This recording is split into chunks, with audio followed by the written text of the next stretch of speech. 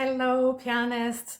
So I'm talking to you today about how you can motivate today's piano students, if you teach, of course. So I have a quote here that is really dear to me, written by Keith Sawyer. Keith Sawyer is an expert, scientific expert on creativity. So he wrote, improvisation should be at the core of the music curriculum. It should come first.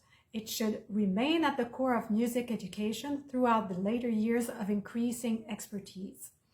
Musicians educated with improvisation at the center will have a better developed ability to think musically, to deeply understand music, as well as be better prepared to interpret written scores. So I totally agree with this quote. And I could have said it myself too. I mean, I noticed over the years how improvisation has been at the center of my teaching and how students were able to understand better the musical concepts, the theoretical concepts, how they were able to understand better a composer's perspective, how to feel the music inside of them, breathing with the music, understanding musical forms, phrases. So I think that when they improvise, it's a good way to motivate students to continue learning music in general, but also to interpret, to perform better the written music by the great composers. So it's a win-win situation.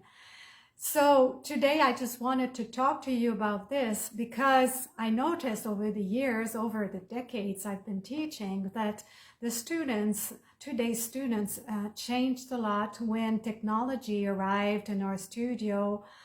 Everything is going faster, and you know, a lot of students are losing concentration. They have problems to concentrate, to focus.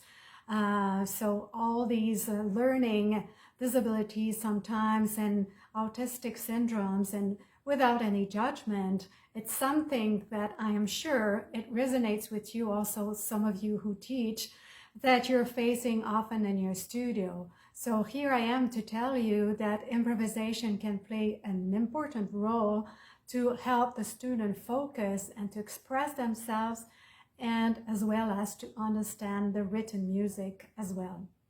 So today, you know, I want to also give you a few tricks to know, you know, to start implementing improvisation in the studio, because I know that when I do this activity in particular that I'm going to show you in a minute, that, you know, students start smiling. I had a teacher last master class I gave who told me that she had a highly functional autistic child in her studio who started smiling when he was improvising. So I think it's a good way. You know, all the other ways are good, you know, to give incentives if they practice, to find the right repertoire for each kid, each adult. It's a good way. You know, these are all fine. It's just that I find that improvisation is bringing joy in our studio, and there's a conversation going on between the teacher and the student.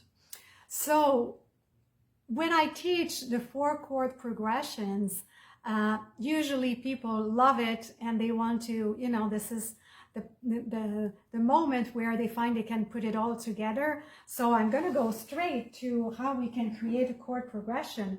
Of course, you all know how to, you know, to use the C scale and to use the degrees to go under each note and to call, you know, the where the note lands in the scale becomes the degree. So first degree is C, second degree is D, E minor is third degree, so on. So you all know that, of course, but it's good to explain to our students where it comes from. And then we can start playing. Let's say I want to start with 1, and what if I try 1, 3, 2, 5? You know, I can just create a simple chord progression on my own. So 1, 3, 2, 5. And I'm gonna play 4 quarter notes in the right hand and add up 2 half notes in my left hand. So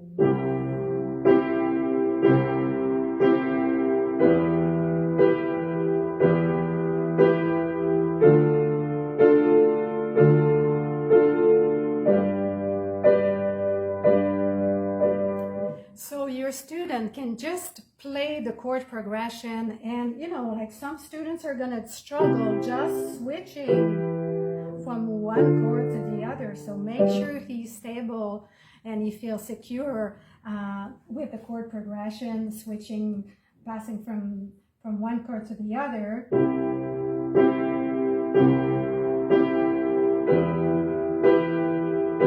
So they don't hesitate when they change.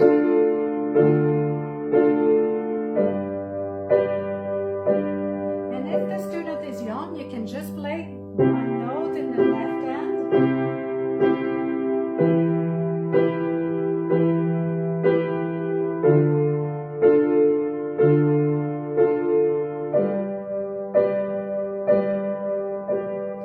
So the student can practice this chord progression that he just created.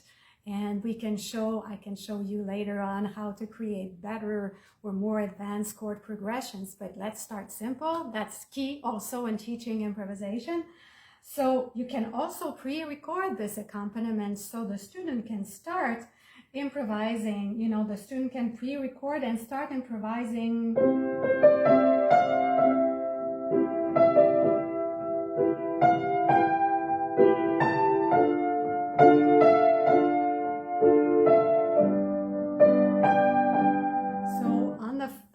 First note of the C scale, we can already create nice melodies, and you let go the student and discover,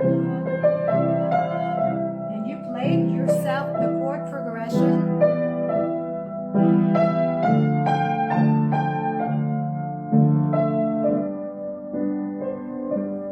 So I went a little one note higher than the pentascale, but that was stronger than me. But you can start with even the 3 notes could be fine, and then 5 notes, and you provide the chord accompaniment, the chord progression for the student, or at home the student can pre-record and improvise on that pentascale, and then later on the full C scale.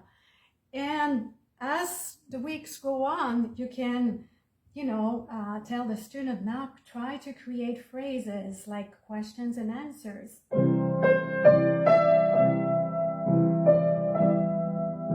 question, answer,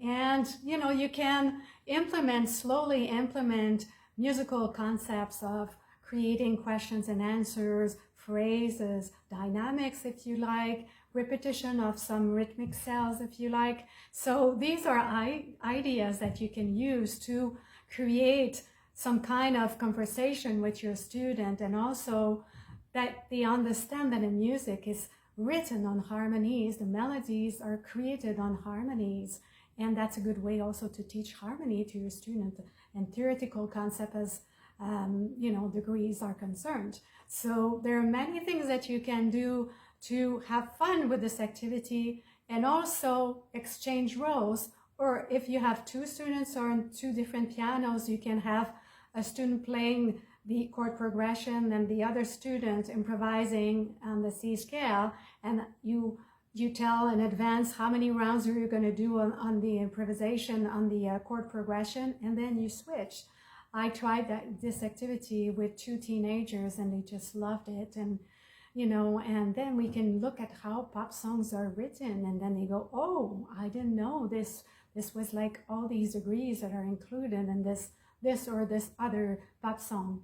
So these are just simple ideas that you can start implementing in your studio if you teach, to motivate your student to learn improvisation and to keep them alive in the learning, as well as doing other activities. Of course, we want to teach the rest too, but there's much you can include in this one. And I think it's a nice way to motivate today's students, as well as giving other incentives. But I strongly believe that improvisation can bring much joy in the teaching studio. So if you have any comments and if it resonates with you, let me know. I'll be happy to read you and answer your comment. So see you soon.